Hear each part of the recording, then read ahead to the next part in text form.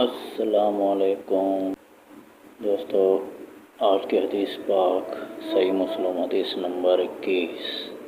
اعوذ باللہ من الشیطان الرجیم، بسم اللہ الرحمن الرحیم۔ مجاہد سے روایت ہے کہ بشیر بن کعب طبی حضرت عبداللہ بن عباس رضی اللہ عنہ کے پاس آیا اور اس نے حدیث بیان کرتے ہوئے کہنا شروع کر دیا۔ رسول اللہ صلی اللہ علیہ وآلہ وسلم نے فرمایا، رسول اللہ صلی اللہ علیہ وآلہ وسلم نے فرمایا۔ حضرت ابن عباس رضی اللہ عنہ نے یہ رویہ رکھا کہ نہ اس کو دھیان سے سنتے تھے نہ اس کی طرف دیکھتے تھے، اور وہ کہنے لگا، اے ابن عباس، میرے ساتھ کیا معاملہ ہے؟ مجھے نظر نہیں آتا کہ آپ میری بیان کردہ حدیث سن رہے ہیں۔